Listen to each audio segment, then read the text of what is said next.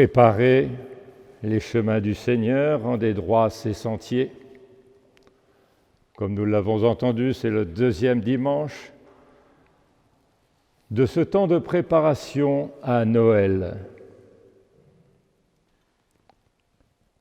La liturgie nous indique que c'est un temps pour reconnaître les vides, combler dans nos vies les failles et aplanir les aspérités que notre orgueil crée en permanence, et aussi faire de la place à Jésus qui vient, comme disait Jeanne d'Arc, lui faire la première place. Dans l'Évangile, nous voyons combien le baptême de conversion proposé par Jean-Baptiste pour le pardon des péchés a obtenu un franc succès. Les pèlerins descendent de Jérusalem vers le Jourdain. Ce n'est pas une petite promenade de 1 heure, c'est 4 à 5 heures de marche à pied. Et là, ils reconnaissent publiquement leurs péchés. C'est une véritable démarche d'humilité et de changement de vie. Plus loin dans l'Évangile, nous voyons combien Jésus, dans ses affrontements avec les pharisiens, leur reproche justement de n'avoir pas fait cette démarche, de n'être pas allé auprès de Jean-Baptiste. Et dans la part de pharisaïsme que nous portons tous, nous retrouvons aussi cette désaffection, non pas tant à nous reconnaître pécheurs, mais plutôt à entrer dans cette démarche de repentance.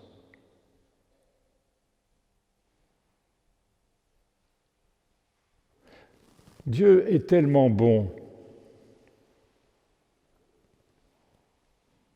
Nous savons bien que nous serons sauvés. On lui fait confiance. Mais au fond de nous, nous savons bien aussi que nous ne pouvons pas nous sauver nous-mêmes.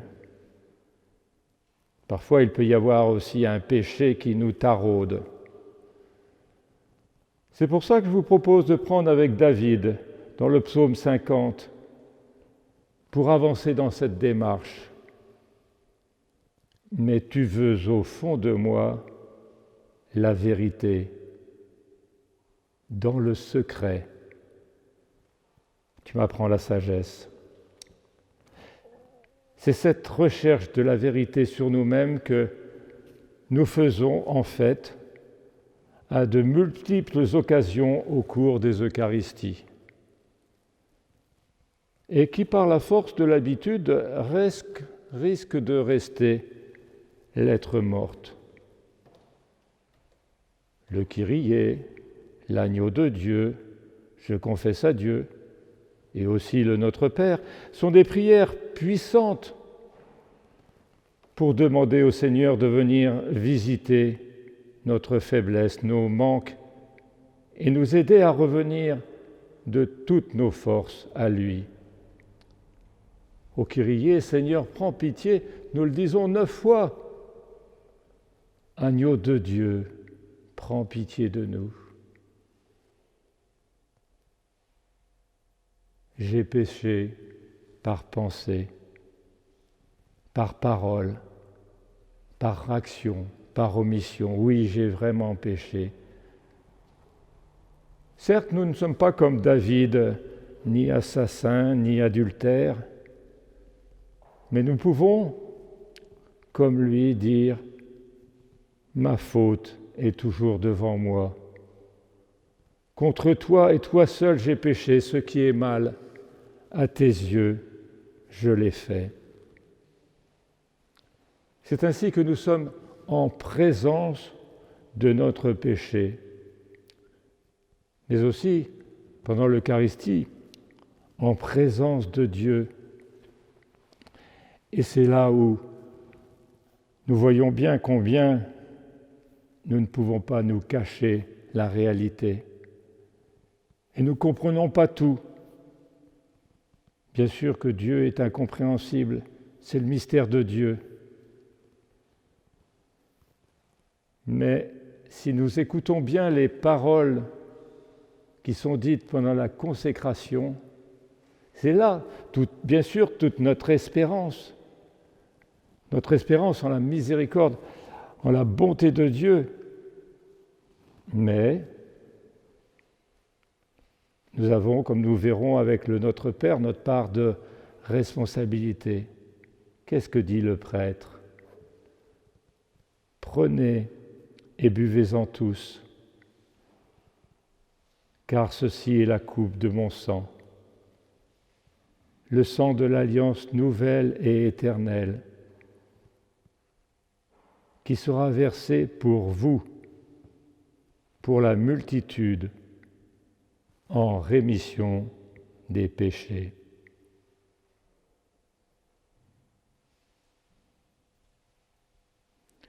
Se pencher sur notre péché, c'est aussi contempler la croix de Jésus. Prier verser des larmes sur sa propre faute, c'est aussi être en compassion avec Jésus à la croix.